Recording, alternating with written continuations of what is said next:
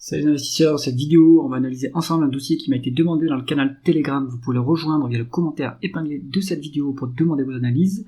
Abonnez-vous à la chaîne si ce n'est pas déjà fait. Et on commence tout de suite avec l'action Genmab, qui est une biotech. Donc c'est un secteur pour lequel je suis structurellement à l'écart, parce que les biotech en général ne sont pas rentables. Alors celle-ci, on va le voir, elle est quand même très rentable, mais c'est un secteur que je n'apprécie pas, parce qu'il y a des risques aussi juridiques, avec bien des effets secondaires sur les molécules qu'on développe.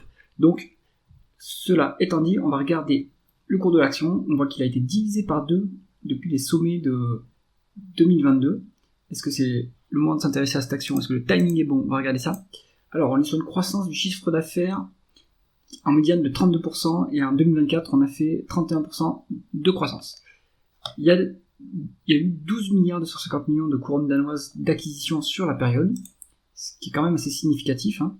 Donc, c'est l'entreprise qui fait de la croissance externe et de la croissance organique également. On va regarder les taux de marge. On voit que le taux de marge brute, il était à 100%, et puis il a commencé à descendre. Donc, le taux, il faut voir ce que met l'entreprise dans sa marge brute, hein. C'est jamais standardisé entre les entreprises. Donc, peut-être que là, d'un coup, elle s'est mise à rajouter des choses dans sa marge brute, et ça fait que ça a chuté. Moi, je pense qu'il vaut mieux pas en tenir compte. On va regarder, c'est le taux de marge d'EBITDA à 34%, donc qui est en dessous de la médiane à 46%, mais qui reste à un niveau relativement élevé. Donc il faut essayer de comprendre pourquoi est-ce qu'il y a une moindre efficience opérationnelle. Maintenant, on est habitué à avoir de la volatilité dans cette marge sur cette entreprise. Donc bon, on reste à un niveau élevé, c'est plutôt bon. Et taux de marge net est au-dessus du taux de marge d'EBITDA. Ça veut dire qu'on a du résultat financier, peut-être grâce à des participations dans d'autres entreprises, et ce résultat financier vient améliorer le résultat net.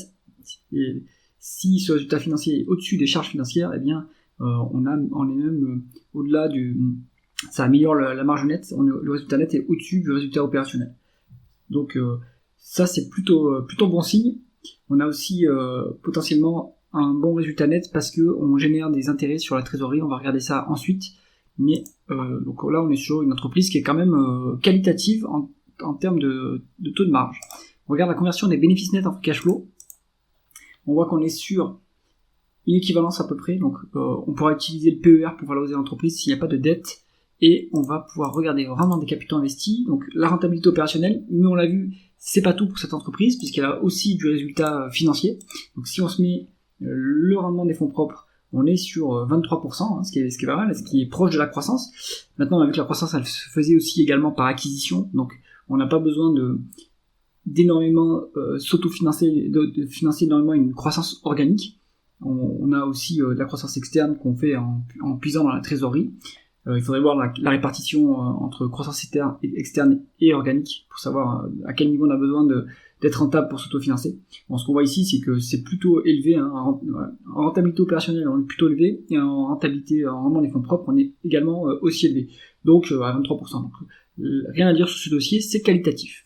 On continue avec la dette ou le cash net en réalité. Donc il y a 20 milliards de couronnes danoises en cash net, ça c'est très bien, et ça permet d'améliorer les résultats financiers, puisqu'on génère 10 milliards de couronnes danoises en intérêt, donc lié à la trésorerie. Donc c'est ça aussi qui améliore le résultat financier, et qui fait que le résultat net, la marge nette est au-dessus de la marge opérationnelle. Donc excellent. Très bien. Alors, qu'est-ce que fait l'entreprise de ce cash à part le placer? Est-ce qu'ils font des acquisitions avec? Oui, on a vu qu'ils font des acquisitions, mais est-ce qu'ils font autre chose?